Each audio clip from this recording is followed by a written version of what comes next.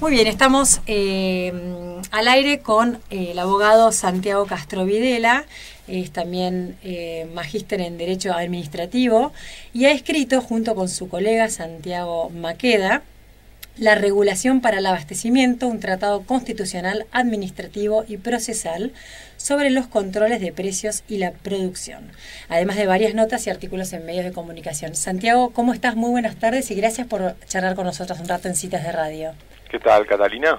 Sí, Catalina, es verdad, no me presenté, perdón. Muchísimas gracias por esa generosa presentación. Aclaro que el libro está en prensa, todavía no se publicó. Ah, bueno. Y los trabajos que hemos publicado se refieren específicamente al tema de la vigencia y constitucionalidad de la ley de abastecimiento. Perfecto, valga la aclaración, muchas gracias. No, por favor. Bueno, Santiago, la ley de abastecimiento que se está tratando ahora en comisiones en el Senado, contanos un poco, porque vos tenés todo como un estudio sobre esta ley. ¿De qué se trata la ley y cuáles son las reformas que se le están planteando en este momento en el Senado?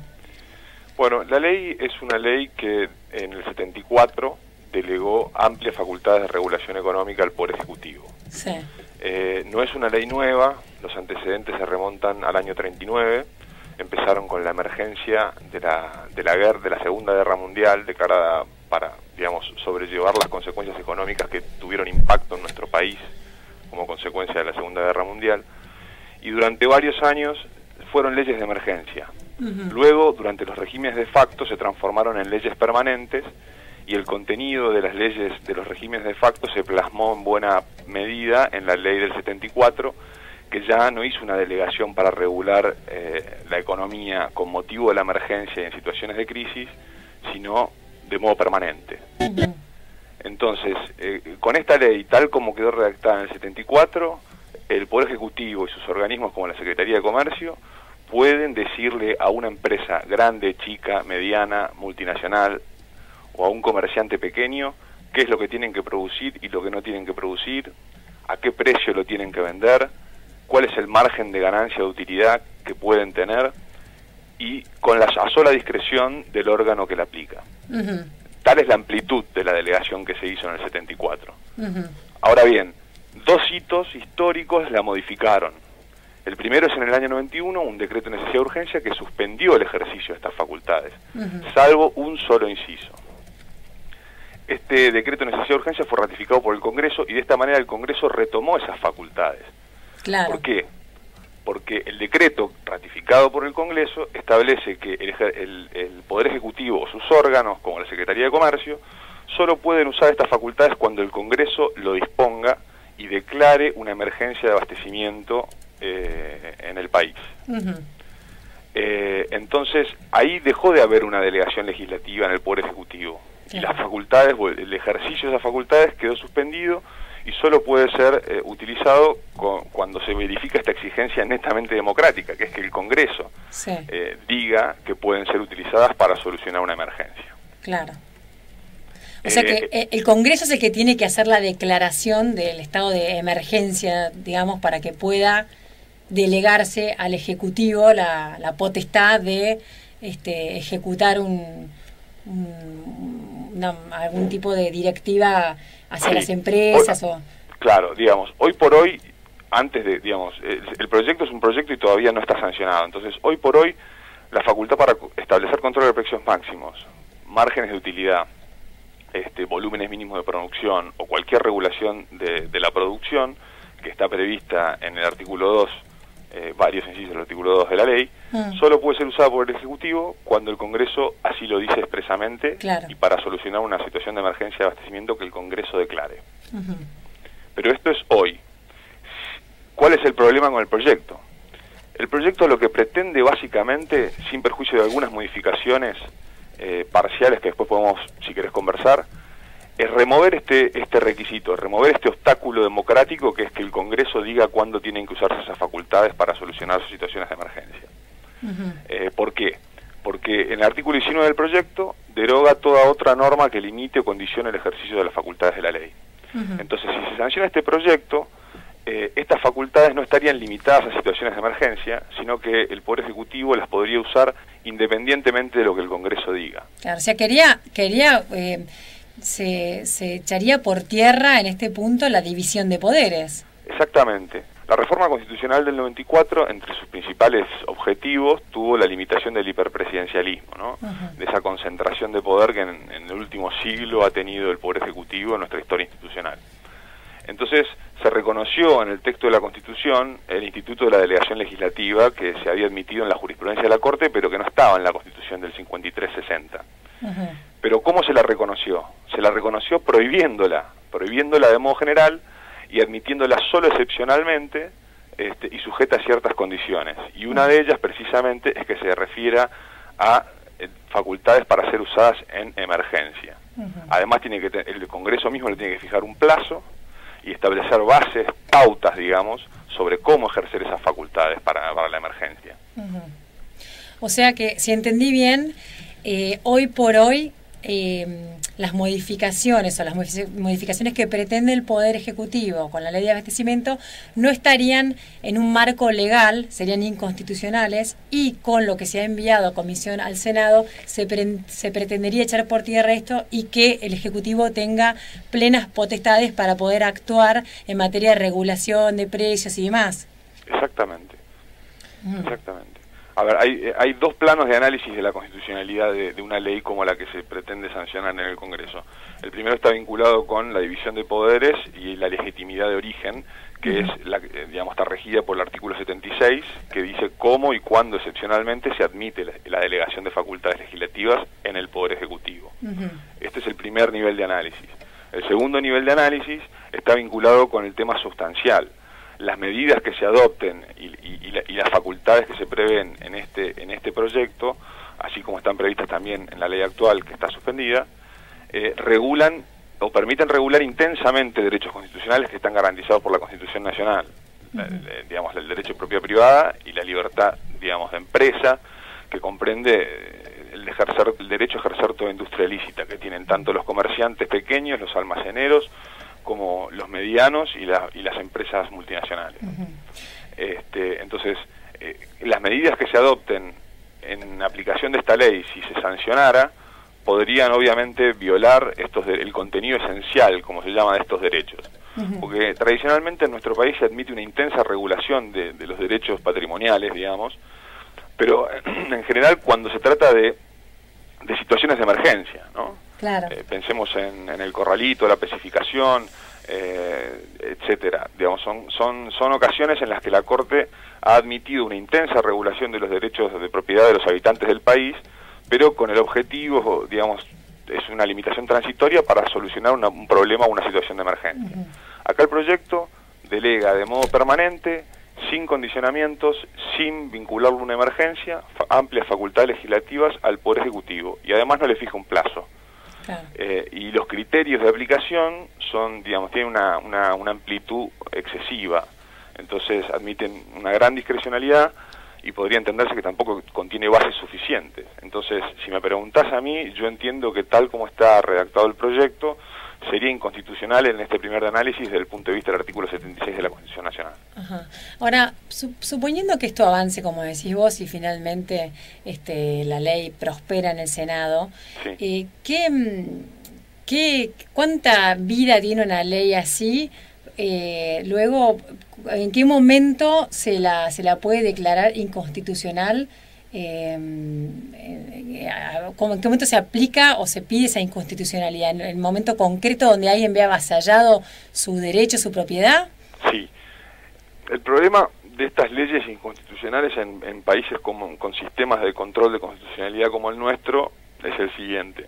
En nuestro país, a diferencia de otros sistemas europeos, el control de constitucionalidad lo ejercen todos los jueces, pero lo ejercen para cada caso concreto, claro. Y cuando declaran la inconstitucionalidad de una norma, esa declaración no tiene efectos generales para todos, sino solamente para la persona que planteó la inconstitucionalidad en ese caso concreto. Claro.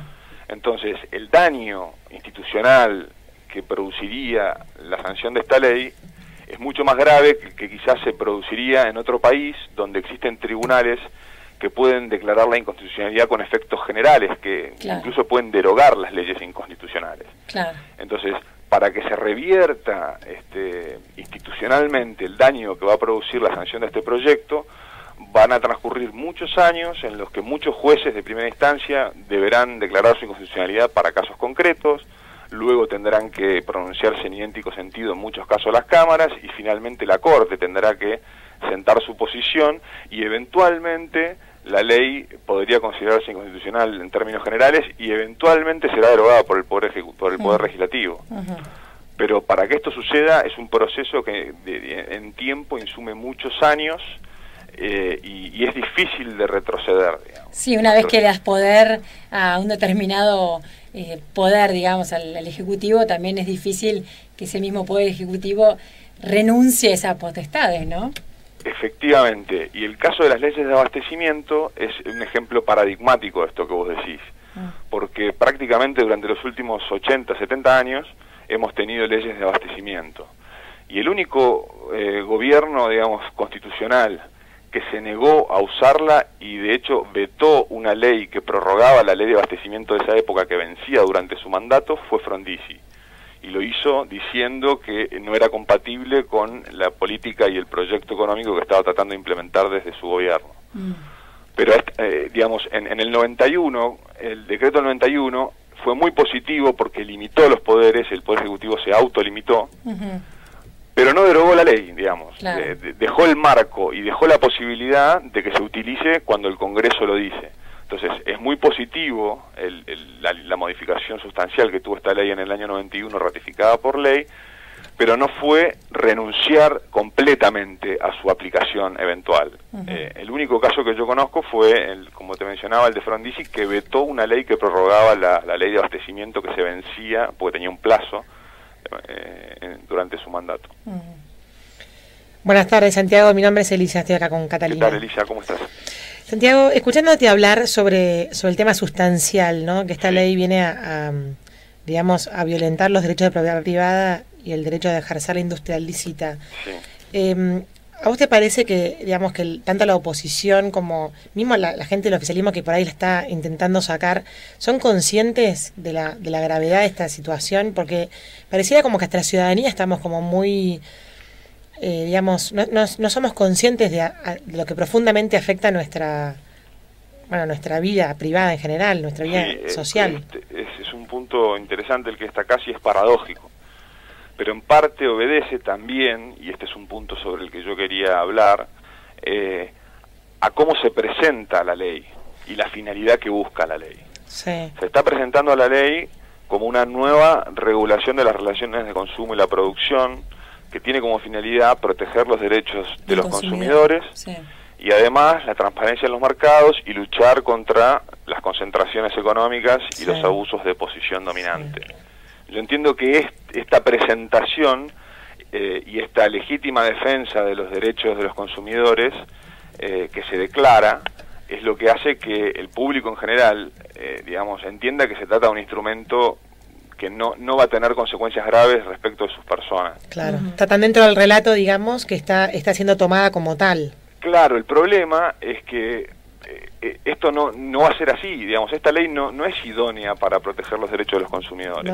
Y sí existen hoy vigentes leyes e instrumentos justamente específicamente previstos para defender los derechos de los consumidores y en particular para defender la competencia. Claro. La Ley de Defensa de la Competencia, que reglamenta el artículo 42 de la Constitución Nacional, al igual que la Ley de Defensa del Consumidor, tiene figuras específicas que permiten sancionar determinadas concentraciones económicas, determinados abusos de posición dominante, determinados carteles con digamos, acuerdos de precios y un montón de prácticas que van en contra de la competencia y que lo único que hacen es, obviamente, perjudicar al consumidor, pero no se la aplica y no se la utiliza. Esta ley prevé la existencia de un tribunal de defensa de la competencia y actualmente no se ha creado.